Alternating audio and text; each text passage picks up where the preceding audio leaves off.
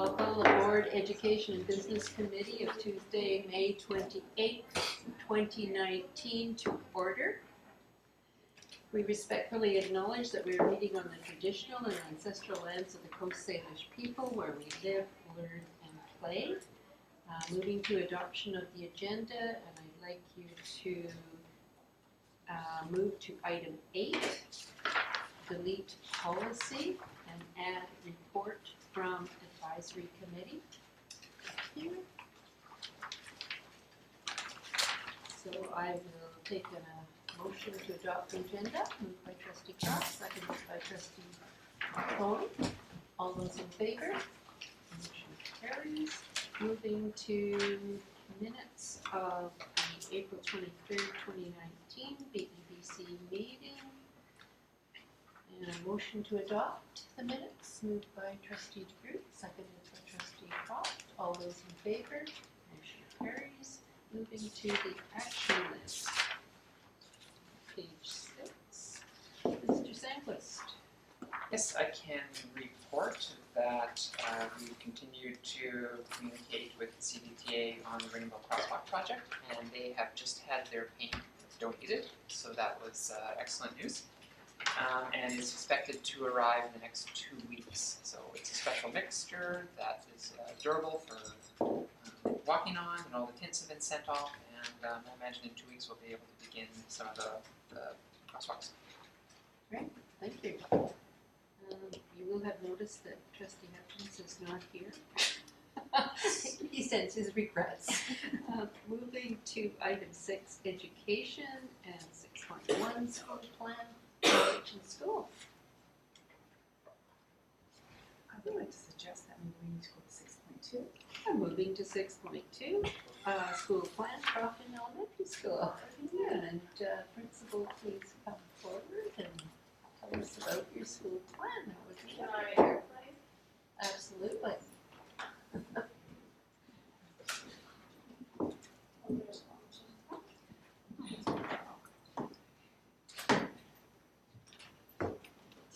Do you want me to wait or? No, go ahead.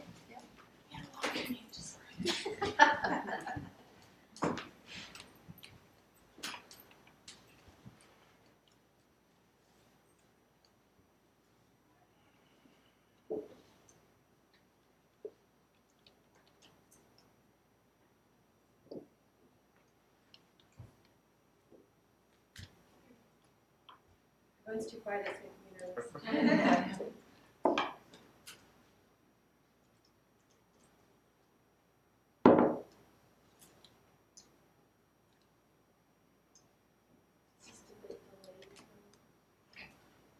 Good afternoon, everyone. My name is Jen Cowerly, and I'm from Crofton Elementary. I'm the principal there.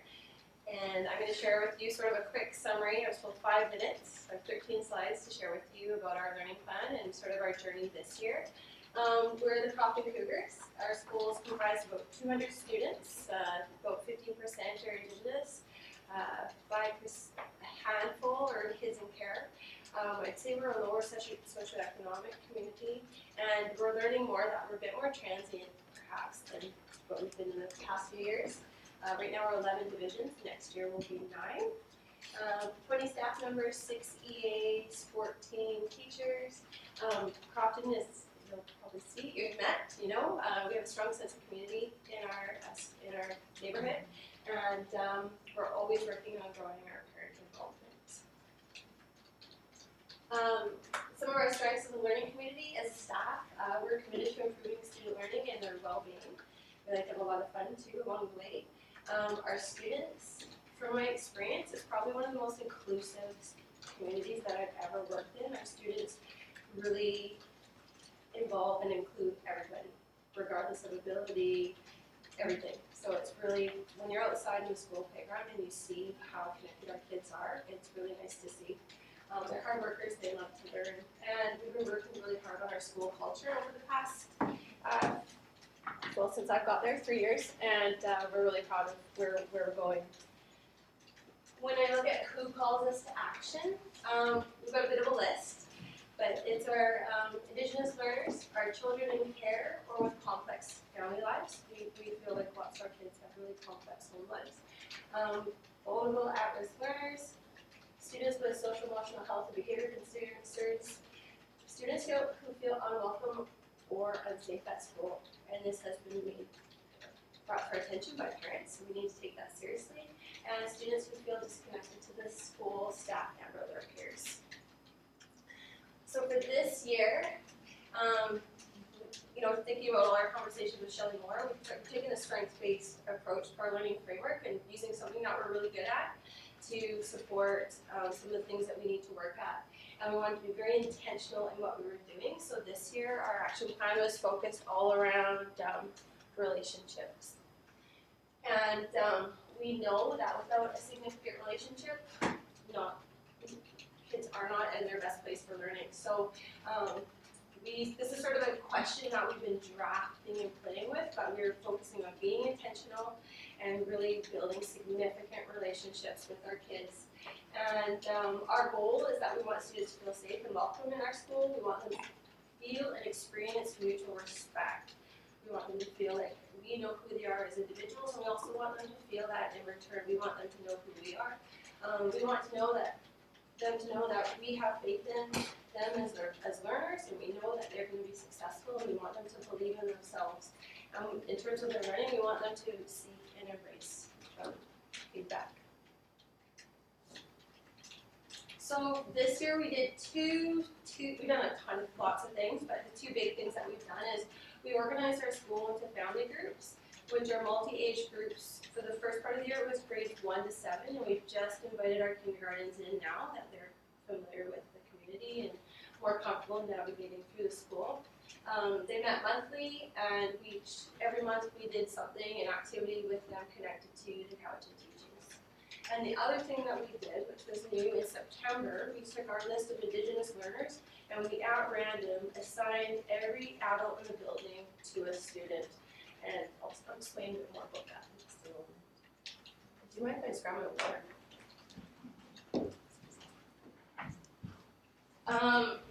For family groups, so every group at random, they couldn't be in a class with a teacher that they already had, and so they're multi-age. They were assigned animal group, and in the first week of school, we spent a lot of weeks just getting to know our families. And we called the teacher the head household, and it's family time, we're all coming together. And throughout the course of the year, and we're coming up on 10 months, every month we focused on one of the Cowichan teachings and done different activities with the purpose of being real intentional about the work that we're doing. And we were, even in assemblies and every time we got together with the kids, we told them why we were doing it. We want you to build relationships with the kids outside of your classroom, in other grades, we want them to get to know other teachers, and we also are creating opportunities for our older kids to be leaders, and our younger kids can also help our older kids learn because it's a reciprocal relationship. So we've done everything from just getting together and looking at who we are and what each person, everybody did an activity that created a puzzle in the shape of their animal. One day we talked about what brings you joy. Everybody had conversations in their classrooms. Everyone contributed sticky to a bigger project. We did the trash mob, and we went out. It was about getting out in the community, and we trash mobbed, like a flash mob. But we picked up trash. We went around the neighborhood and broke into our groups and just collected trash, and just had a wonderful time. So we've been really pleased with the work that we've done. And I had to try to videotape a couple of kids to sort of share that they could give their perspective. And of course I picked one who's, she's sort of my thermometer. I can always tell that she's like, actually, and she's very formal, and it looked a little too scripted, but that's just her character. But some of the things that we are noticing though is that here's one of our grade 7 students helping a grade 1 student without, and these different relationships that are being built, it's not them coming to the adults for help, they're helping each other. We see lots of multi-age group play outside. I love this picture. This is a kindergarten playing football with all our grade 7s, and we have a very competitive group of grade 7s, but they welcome in all of our younger kids. So we're seeing less problems outside. We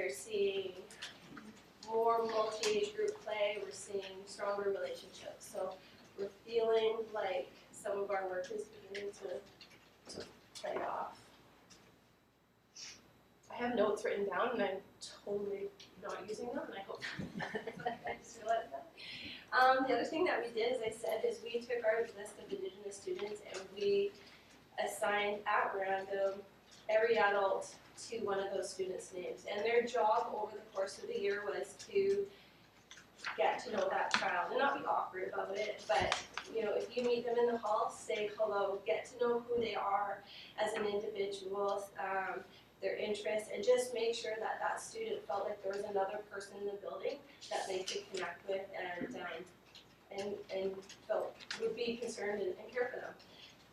And we also set up an informal goal, because we did this all in the staff meeting. So everyone was assigned to a student, and then the classroom teacher also did an informal goal. We made a commitment that we would review it in March and also review it in June.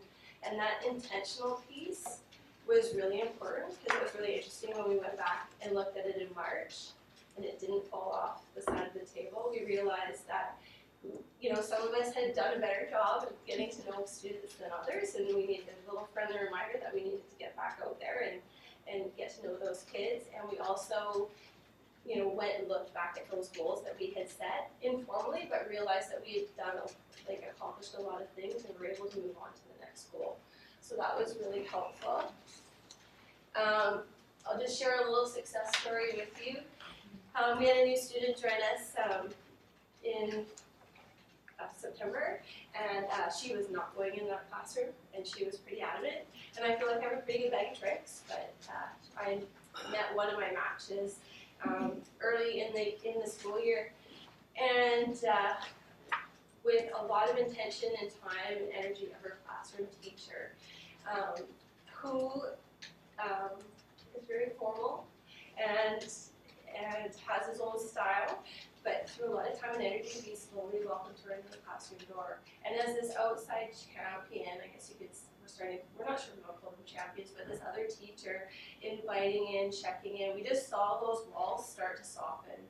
And the other person, the champion, I guess you could call them, who got to know that student, invited her to join the field hockey team. And we started to invite her in, and she was doing after school events, and started to build some friendships with her peers, and just her connectedness through all these different avenues increased. And this is a little apology to her classroom teacher, and it's not really about what she's written, but the fact that she actually, in September, she would never even stood and said no, or apologized, or had any type of interaction with that classroom teacher or any of us. And the fact that she was went on this without any cajoling, wrote the apology, and the fact that they're holding hands in the picture, you don't see that. It just shows how much she's grown and where she's at. We were just at the our school track meet. And if you've ever run the 800, it's 2 laps of the field, and there's always, everyone takes off at a mad dash, and everyone loses stamina as they get going, and there's always a couple who can barely make it to the end because they really don't realize how long 800 meters in. And the student, she was at the back, and kids were cheering for her and celebrating her and honoring her. And it was just a phenomenal moment, because she is an Indigenous child, she is a child in care, and she has so many things working against her, and now we're seeing her thriving, and we actually don't want to lose her next year. She moves off to Chemainus, just because so many great things are happening for her. So we're really feeling like our work in being intentional, that's really, being really intentional and really explicit about what we're doing has really paid off. The other thing that, this is just something that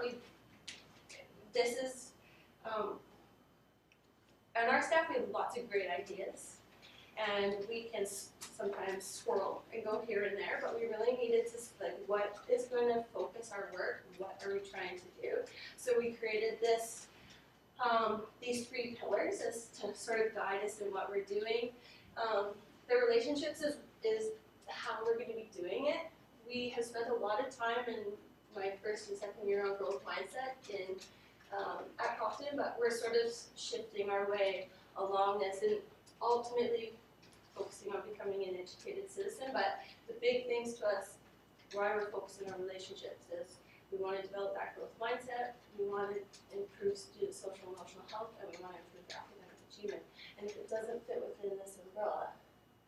we need to think about whether or not it's something that we need to be working on. So this is what's grounding us, and we've had a ton of conversation to help create this, and it's connected to the educated citizen, and we're connecting it to all those other pieces that we need to be working on. Where to next? We're going to continue with our family groups, but we know that this is our first year, and we need to go deeper, and we need to continue to build on that. So we want to continue to explain to our students why we're doing it. We want to make sure that we build some identity in our groups. You know, if you're the otter or the butterfly, what's the maiden name? What makes you a unique group? How can we create some identity within those groups? We want to extend the relationship.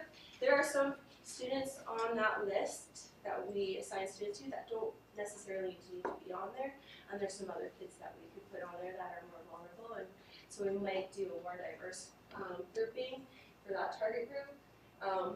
We know that we need to focus more on our evidence. Our student learning survey, we were really pleased to see that almost all of our students, a high percentage in the quotas, I can't remember, but we all said that they feel like they have a relationship with 4 or more people in the building. So that was showing that our work is doing that. We've had a lot of positive feedback, but we need to be more specific and get some more quantitative data perhaps, and we need to make sure that the work that we're doing is connected to our pillars. We can have lots of great ideas, but the collaborative work that we're doing is focused on those pillars. Great. Well, it sounds exciting. Before you go, are there any questions or comments from any trustees? Trustee Thorne? Is it possible to pop out there maybe Thursday to visit your school just to see Sure. what Yeah. you spoke to my interest? Oh yeah. No, absolutely. Well, please come anytime. Any other questions, comments? Oh, I Superintendent? just want to say thank you, Jennifer. I really appreciate your presentation, and I do want to make a comment that I had the fortunate opportunity of visiting the school the past week, and Jennifer didn't happen to be there. So thank you very much Thank you. for your staff hosting me. Yes. Can I share what we? Certainly. I wasn't there, and when I came back at the end of the day, because I was at the track meet, I was like, did you know the superintendent was coming? Did you know? And so now we have they've coined Code Gray. So she's in the building. Thank you very much for sharing with us. We appreciate all the work that you and your staff are doing, and we're excited about Crofton Elementary, I can see. So thank you so much. And Kwamachan, Claire, tell us about your school goals. So we might come off as slightly less polished than Jen. And we won't be able to speak to all of the pieces of our framework, so we brought copies. You want to all airplay if you can do it. We tried to do a little practice earlier, and we would have been here all evening if we aspired to cover all of it. So we're going to do bits and pieces that we kind of want to talk about. So.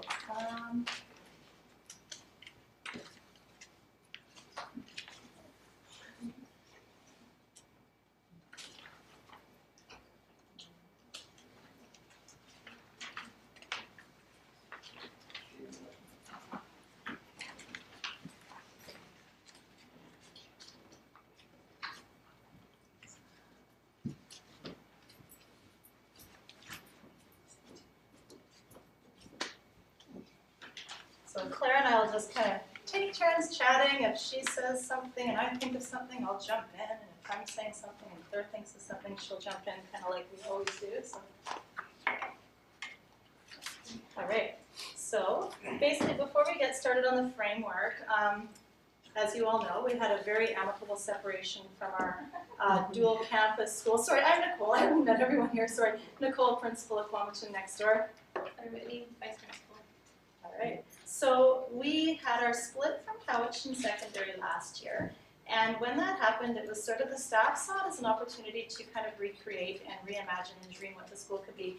And we kind of, it was interesting because in my mind, like Kwamachan's kind of still always been Kwamachan. We do kind of have some staples and some sense of who we are, but there was a real kind of appetite for a sense of identity and to build on some strong traditions for the school and to develop a real sense of community. So we did a lot of kind of dreaming and brainstorming as a whole staff and then kind of divided it into key themes, and what came out of it was this. And so this was truly created as a collective by everyone in the building, and we have sort of lived it and worked with it all year. And when Claire and I were getting ready for this, we thought, let's highlight in yellow everything we've managed to achieve, and let's highlight half of things that we've kind of partly done, and let's not highlight things that we didn't manage to get to. So we were kind of like, wow, we kind of crushed this in many ways, but I think it's because it was co-created and worked on as a staff, and I've wasted half of our time already. But I think Claire's going to start us off. Yeah, so our first theme really was around inclusive education, and one of those things that we worked with, and again, this doesn't happen without having a phenomenal staff that all like to work together, but we've had work with Jennifer Cates and her Block One model, and so that involved teachers taking kids all through the same workshops, if you will, for 10 days, and working through those pieces around understanding how our differences make us stronger. And so that's a really wonderful, solid piece to work through with kids and understanding that we're not all the same, and we can celebrate those things. And this one piece was a carryover from dual campus times too. Also, our staff have been working with Shelley Moore. They've been implementing those practices within our own resource team, but then coming to our staff meetings and sharing their learnings with staff and implementing those wonderful ideas that we get from Shelley Moore about how to make inclusive learning environments. And so that work's been really exciting to see this year as well. That torch is being held very high, as I mentioned. And then this piece is super cool, and actually Vanessa, when we were still dual campus, applied for a grant or worked with some people and got this great grant. We did this thing with all of our grade 8s at the start of the year called the Inclusion Project. There were about 26 community members that were a part of it, about 18 grade 9 mentor students, and this really dynamic leader, Linda McDaniels, who pulled it all together with a lot of help. But all of our grade 8s participated in, I can't even count them all, but different small group workshops. I think the project took place over a few days. They were on site, they were off site, but they were dreaming what an inclusive school looks like. So if you visit our school now, you'll see these mandalas are everywhere because a whole bunch of different groups of kids produce them. But they were dreaming up what an inclusive school looks like and coming up with some common language. And again, like Claire was saying with the Jennifer Cates stuff, having common language around inclusion is super important. Yeah. With some bi-weekly assemblies. Yeah, so really wanting to build that sense of community and bringing our school together to feel like, oh hey, we're all connected, we're all in here together, we're all receiving messages together. So whether that be we have presenters coming in, or we're talking about hey, what's happening, or addressing concerns with the full student body, but we all come collectively together as a community for those assemblies. We allow students to take part and represent in those assemblies as well, so that's another way of growing that sense of community. We all belong, we all have a voice, and we have an opportunity to share. Yeah, and our teachers are all there, teachers get to speak. It's very, we talk about celebrations, we talk about what's coming, we talk about what we've done, talk about what we need to work on too, and that's important. And if different groups want the floor, they absolutely get it. And another teacher just put on a workshop on kindness the other day. Sometimes we'll pull in guest speakers. So the next theme is around social collaborative environments where there's a connection with community. So we wanted to bring community into our school, and we want to get our students out into community lots and lots. So there's some overlap, right? So our inclusion project fits under that umbrella too, so you'll see it showing up more than once. Something that our teachers came up with was, wouldn't it be great if each class did a service learning project? So what our teachers discovered is some classes took on a whole project together. Some teachers discovered that students in their class had different ideas, so they enabled their students to do that. But there's been a big focus at our school this year around social justice. So these are just pictures from last week. Our GSA put on a great day for us on Friday, and then a bunch of our kids, their call to action had been around the climate crisis, so that fit in very nicely with the I guess what would you call it, the gathering in town, so some kids that tied in. So a lot of service learning this year that involves community, again, bringing them in, getting our kids out. And then you can read, but lots of different community projects that we have organized. And I think too what Claire and I have found, and this hasn't changed, but given that these are our goals, we tend to say yes a lot. So if somebody says, hey, can I come in and run a blah, blah, blah program, we tend to say, yes, of course you can. And what we love about our school is that the staff embraces it. They don't go, oh, like another thing.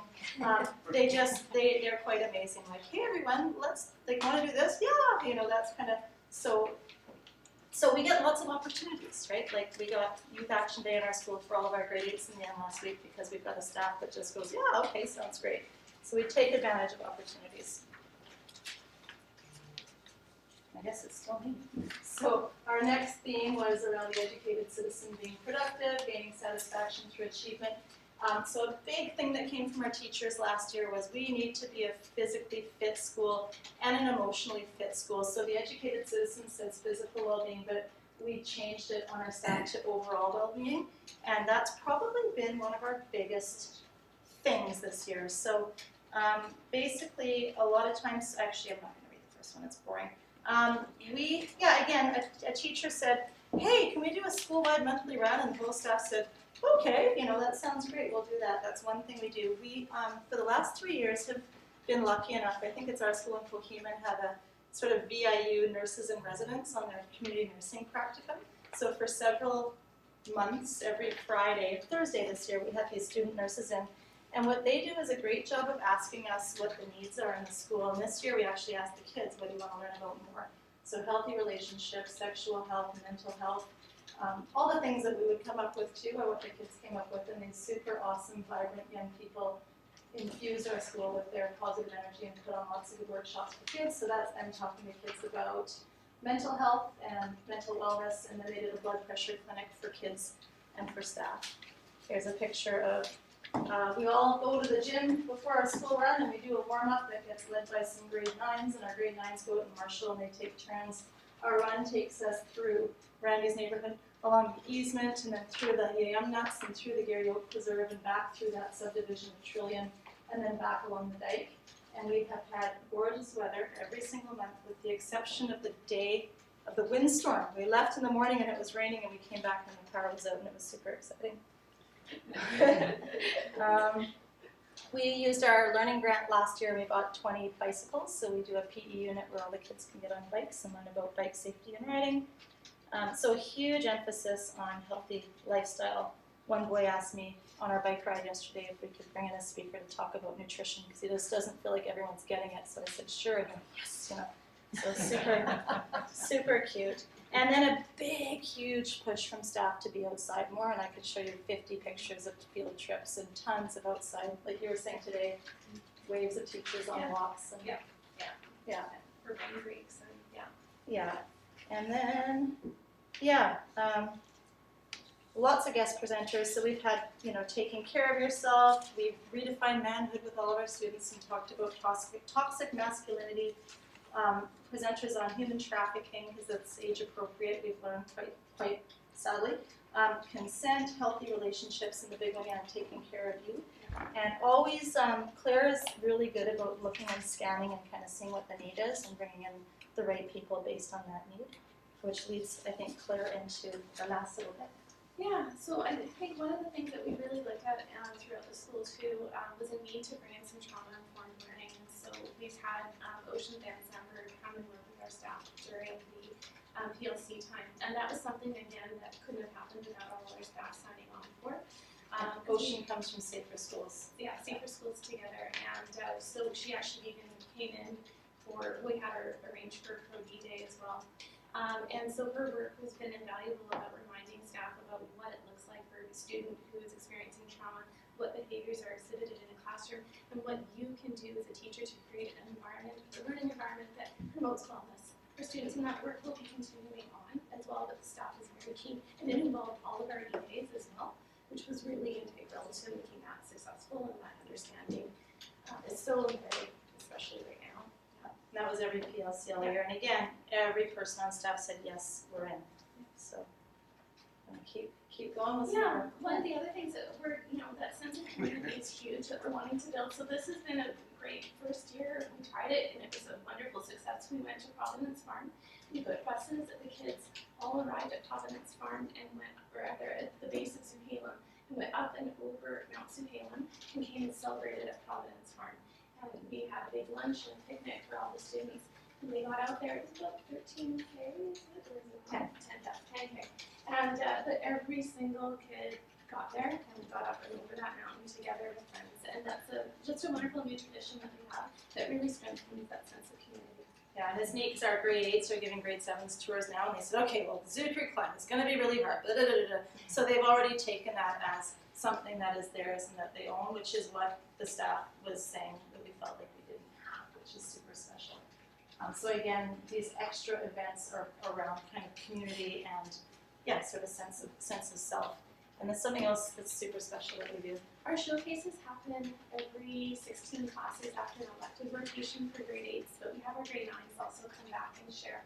And so the students come together as a full class to celebrate what they've learned in either their music or their dance classes, or they can come and celebrate their talents. And if they're a particularly talented singer or dancer, they come up and they do that. The part that just warms my heart is the absolute hooting and hollering and joy they have at watching their peers get up there, risk themselves, and they're celebrated. And it's an absolutely beautiful thing to see, and it makes me feel so proud to see kids feeling safe enough in their school environment to take those risks and then be celebrated by everybody. So yeah, absolutely amazing. Yeah, it's absolutely stunning. We've got a teacher who MCs every time, and he gets everyone going. We bring all the grade 7s now to watch this because it is such a great kind of lead into our school. And again, even if you're not remotely talented at all, some kids decide I'm just going to do this, and they sing and they falter, and someone yells, "You've got this!" and everyone screams. And one boy who was from Alexander and another boy from Provaux, this boy from Alexander stood on the stage, and this is in front of 300 kids every time, and he said, "I didn't know I was a singer, and I didn't know I was a writer until I became friends with this kid. And he showed me that I'm a singer and writer, and now that boy presents at every showcase, and everyone loves him." So it's super special, and that's something we'll always hang on to.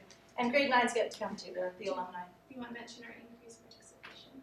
Yeah, that's something we've noticed since we've been there in 3 years. The level of participation of our Indigenous students has just gone up, and it's We had two beautiful. awesome raps last showcase. Amazing. They wrote the raps themselves and performed it. It was absolutely amazing. They were flawless. Yeah, and when we bring the 7s in now, we stack the place with a bunch of grade 8s so they can role model what the wicked, supportive, cheering, screaming audience sounds like. And then something else that's become a part of us, but this was just last week and it was so great, Outdoor Learning Day. So we don't have a specific Indigenous education related goal because we aim to embed it all over the place throughout our year and throughout everything that we do all the time.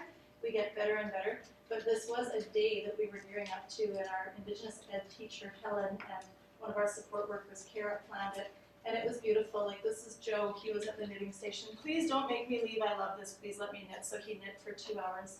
We had students, we brought back the Quamachin dance team that was sort of on a hiatus for a few years, so now we've got a beautiful Quamachin drumming and dancing team. They partnered up with Alexander students, and those kids spent the day teaching our kids how to dance, and it was beautiful. And there were 15 or 16 different activities, many were off-site, but kids were just doing amazing, and I won't get into it because there's no time, but awesome. They made cedar roses, they went to the hatchery, they went on nature walks, they went around and looked at historic sites, they were at Yamnuts, they did Bannock now, I'm telling you, they did Golden Game, and it was so great. We're doing something else that's been on hiatus, it's Canoe Race Day. That used to be a Quamachin tradition. We're bringing it back, and that's coming up. And all of those stations were so well received that the kids have asked if we could have those stations again at the Canoe Race Day, so we said, yeah, sure. So we've invited all of those presenters back.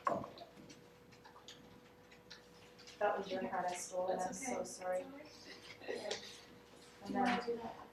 sure, yeah. And we were just saying in closing, just kind of, yeah, I didn't really get in generously polished. She was so good. But we have 528 students right now. We're going to jump up to 581 next year. We've got a beautiful staff that, you said it so beautifully, I wrote it down. They all walk into the building wanting to make the day better for kids every day. And they all actually love and appreciate 13 and 14-year-old children, which is special, right?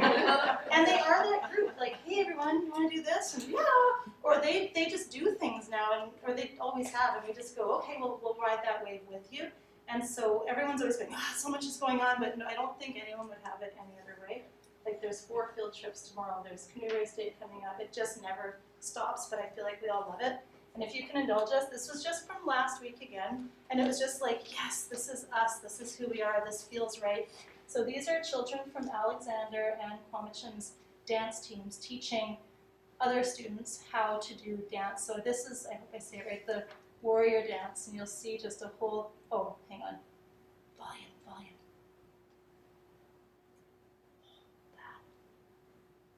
But it was really quite beautiful. Maybe there is no volume. Maybe it's a silent movie.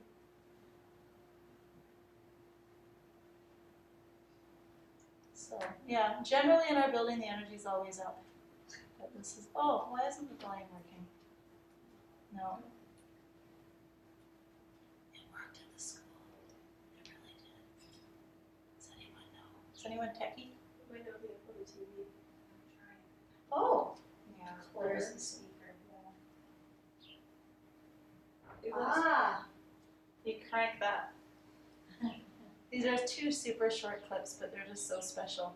And all day long when I walked through the gym, I had to stop and stay because it was so good.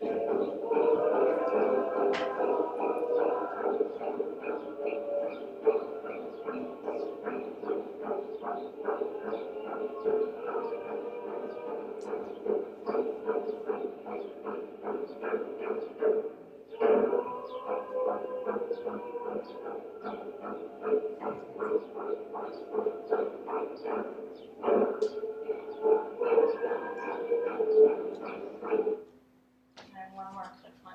So what we like about this one that we're about to show you, it doesn't matter if you're a 13-year-old boy or an EA or a child with special needs or a 6-year-old from Alexander. You'll see, oh, it's the same one, sorry. You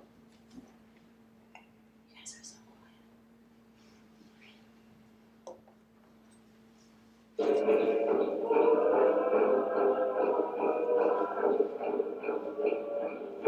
No, I can't make it stop. Here it is.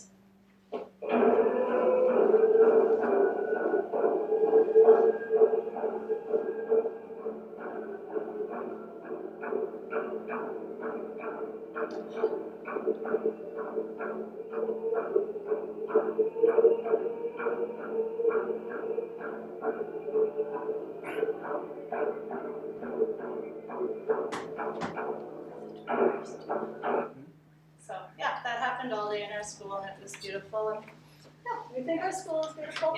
That's kind of just a short snippet of some of us. Yeah, thanks. Thank you.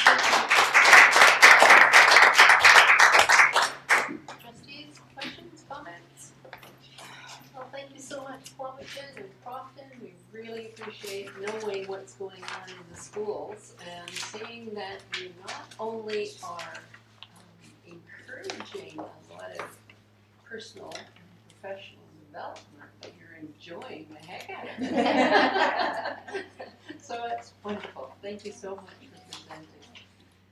Okay, moving back to the agenda, item 6.3, Early Learning Committee Terms of Reference.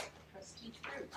Well, I think you've all read it, or you should have, so I make a motion that the Board of Education and Business Committee recommends to the Board of Education to adopt the terms of reference for the ad hoc early years committee. Moved by Trustee DeGroot, seconded by Trustee Thorne. Any comments? All those in favor? Motion carries unanimously. Moving to item 7, Business and Operations. Item 7.1, 2019-2020 Annual Budget. Mr. Sanchez. Thank you. At the end of April, we had a motion of the board to support the budget options that we've been working through as we work through the budget process. And what we have tonight is the budget in the form which the administrator requires. So I will quickly go through it. So what we have, it's actually, we could just start with a guided tour. We put together a document to help understand what is in the budget, and you can see it here. The budget is made up of statements and schedules. Statement 2 is a consolidation of revenues and expenses between the 3 funds. So we have operating funding and special purpose funding, and we have capital funding. So we want to just make sure that it's clear that the $101 million figure there is a consolidation of all 3 funds. Looking through the revenues, our grants were up this year by about $1.2 million. We made a slight adjustment in the tuition budget down. A portion of that's related to international student program numbers. Rentals and leases are pretty consistent. Again, one of our main rentals is when we have the Midway rent the Cowichan Place property, and it was a very nice weekend this year. That was a very successful Midway. We got a percentage of the profits from that, about 10%. So we did very, very well. And we are suggesting that we are going to increase our investment revenue this year. We have certain funds on deposit with the Ministry of Finance. Looking at the expenses, when you look at the consolidated budget, it has dropped on the instruction line by $1.7 million when you compare to the amended budget of this year. Two main reasons. We've done an accounting restatement on recognizing the year end of the school fund expenditures. So we used to look at the schools from an April to March year.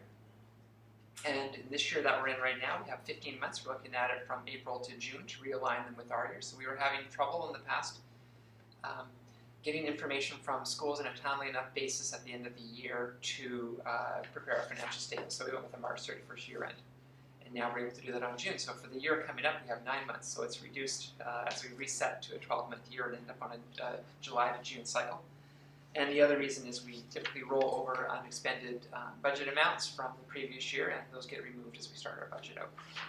So some highlights that ended up in the budget this year that we have here is an increase in the absenteeism budget, and that is due to the ability to have more available replacements, particularly with our education assistants, plus we have an increased number of employees. So that was a $250,000 line item that we increased.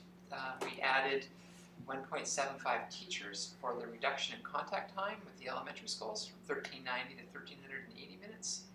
So that is the arts or music programs that create that non-contact time.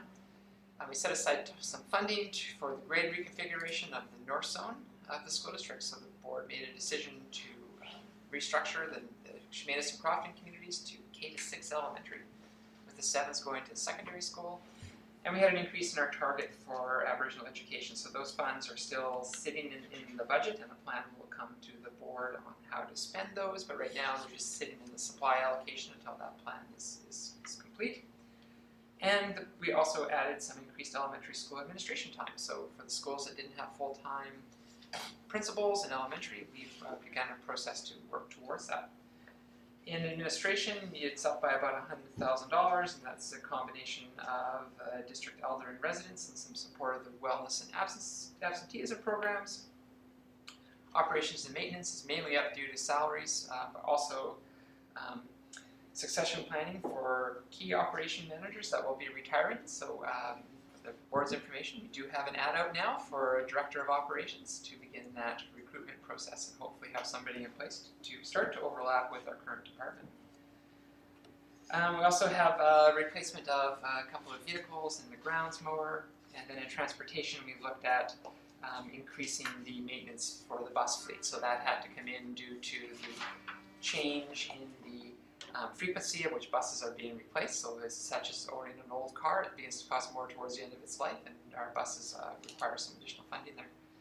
We're balancing this budget utilizing $1.5 million of anticipated surplus, which still appears to be solid, which leaves about $1 million left in contingency, which aligns with the board's policy, which is to keep about 1 to 3% of your budget aside. This is the year when the final payment, next year will be the year the final payment's made on the reduction of the employee future benefits. Started that in 2002. What that is for our audience is the board have to have enough money in the bank, so if we were to close the doors tomorrow, we'd be able to, which we're not going to, but we'd be able to pay off all the retirement benefits that QP and USW receive when they retire. So they have sick leave provisions in their collective agreements that they receive upon retirement, and a retirement 1-month bonus. So that figure started out at about $4 million, and we've been gradually paying down that debt, so this is our final payment. So all the information in relation to those can be found within the the schedules. As I mentioned, the Schedule 2s are related to the operating budget, Schedule 3s, the special purpose funds, and Schedule 4s, the capital budget. We've also done a bit of a staffing summary here to show you the number of positions that the district has that are included in this budget. So some appear in operating, some appear in special purpose, some appear in capital, but in total that's 967 FTE, which is about 1,400 people when you look at it, the number of people that are employed. So that's sort of a starting document. I guess if we could go to the actual budget. I won't go through it in great detail. We've been through it many times in detail as we've worked through the budget process. But what I would like to highlight, if we could move to page 2. A little bit further, one more after that. We're getting there. Yes, hooray, there it is. So it starts out with a comparison. You can see that we're anticipating some modest growth again next year from this year in the total number of FTE in the upper section there, 8,254 students. Starting to become a little less confident in that number based on some of the K enrollments that we're seeing, but we'll see if it picks up through the summer with in-migration. But some of our K numbers aren't quite what we were thinking, and we need to do a little more investigation into what's happened because those kids were born 5 years ago here, and we were expecting them to come into the schools.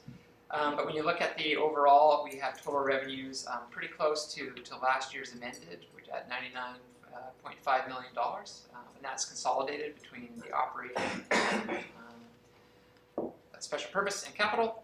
And I mentioned that instruction had gone down a little bit and gave you the reasons for the restatement in the special purpose fund, the school-based funds, as well as the rollover amounts that aren't included. And you can see that overall, that shows that the budget is actually a deficit budget of $1.3 million, but how we're managing that is we're bringing in $1.5 million worth of surplus to help balance that.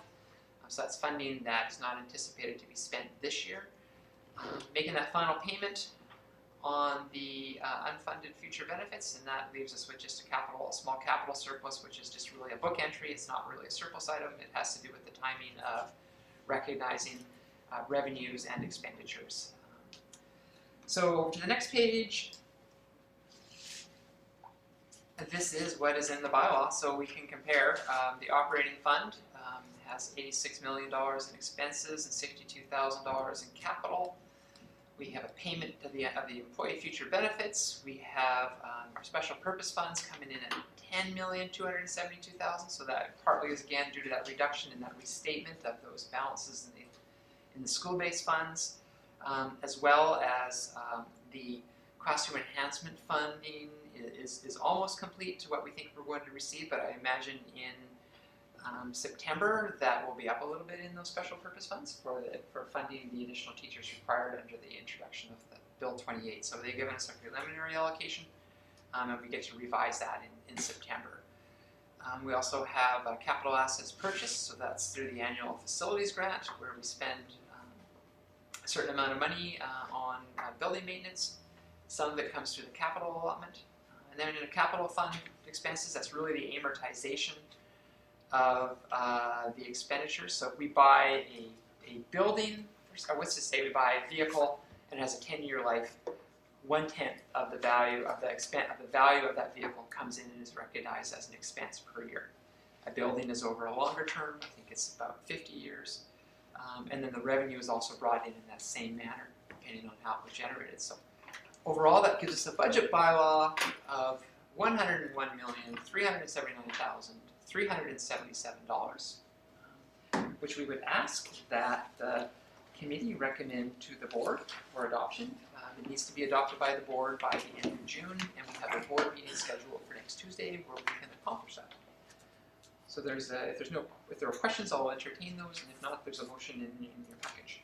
Trustee Doyle? My understanding, we've cut a position from careers. Right. So, response from superintendent, or? I can start. Certainly, I would say that there wasn't really necessarily a reduction in a careers position, but rather a determination made in aligning the resources into school settings rather than a person who had a temporary position at the time. that was of shared funding. Follow-up Okay, question, so- Mr. Doe?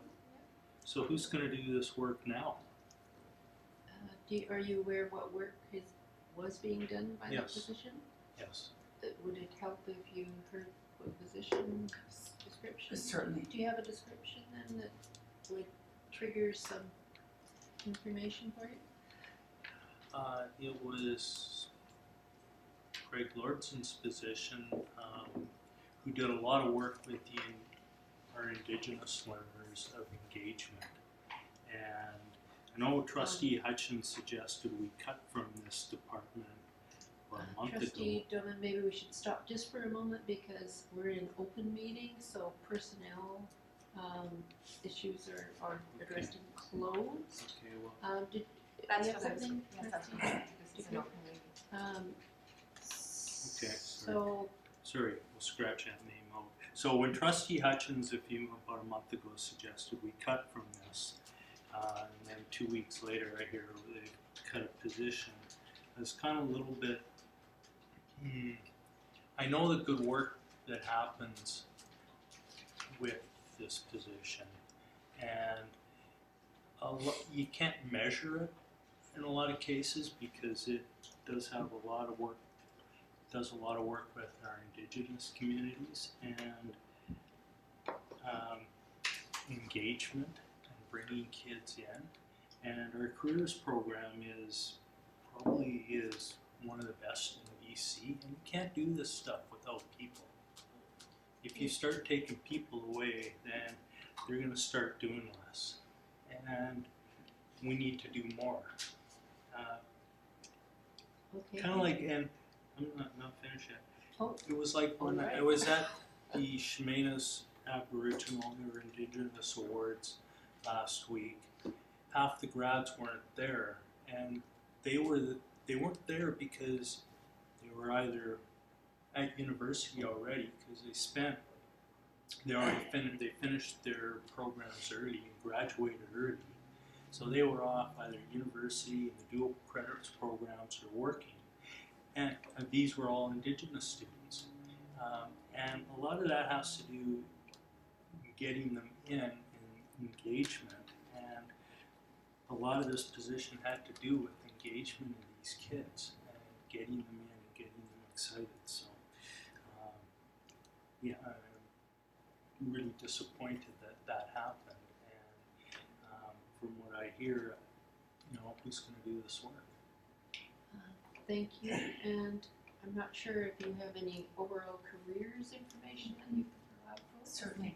I would say absolutely. Careers program is an area that we know is noted across the province, and it's something that we definitely have, certainly want to continue resourcing.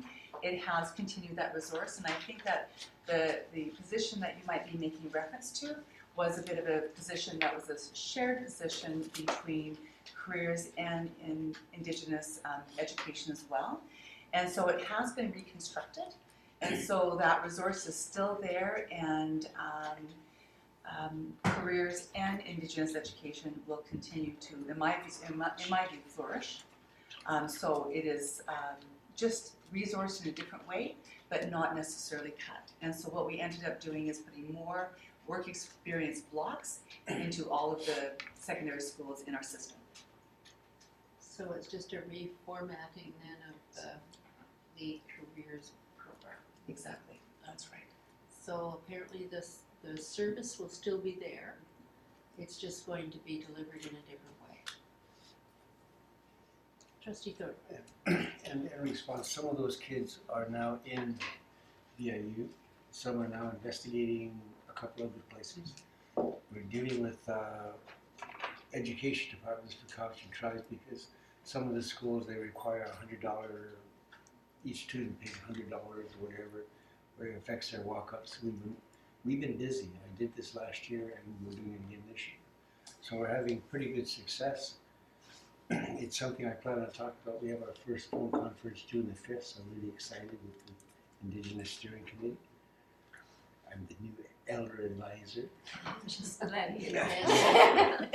And And I'm really looking forward to it because everything I've heard today has been impressive. I wanted to talk more with the boards next week about learning assistance. I think that's something that we need to review for a lot of the schools. I have a couple of small little concerns that I think play a big role in our district. Thank you. Any further questions to the Secretary Treasurer on the budget that's been presented? Okay, is there anyone who wishes to move the motion that is on the table? Trustee Thorne and seconded by Trustee DeGroot. Conversation on the motion to recommend to the Board of Education that the budget draft be approved. Trustee Croft.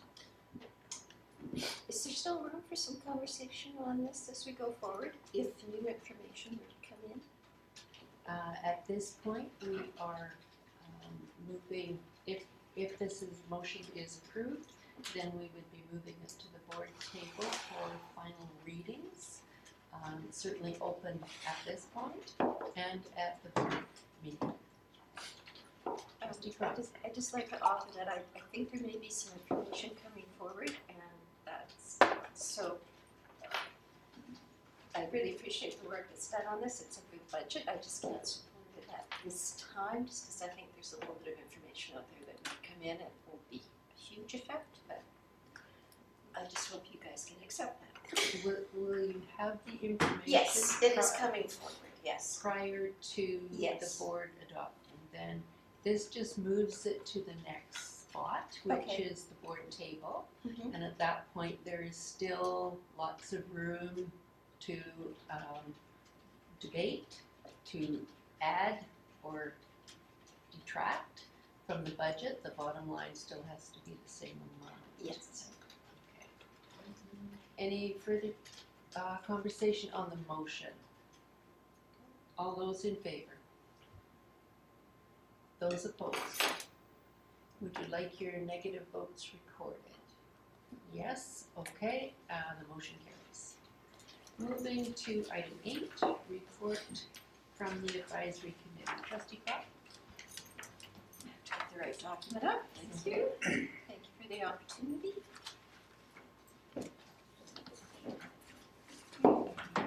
Okay, so you may recall that our policy regarding committees includes the opportunity for the chair of the advisory committee to deliver a verbal report.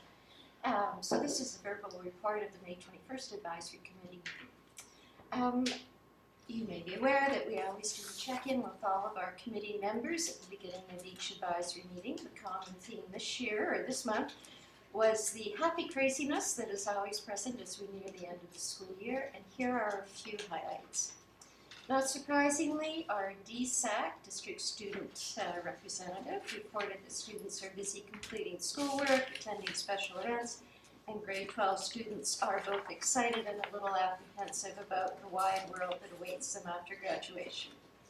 The union representatives, this is as of last week, noted that they were seen satisfied with contract negotiations as they were going at that time, and they also expressed looking forward to learning how staff and resources would be deployed in September. And of course, as with all our staff, they're very busy with the last wrapping up events and administration for the school year.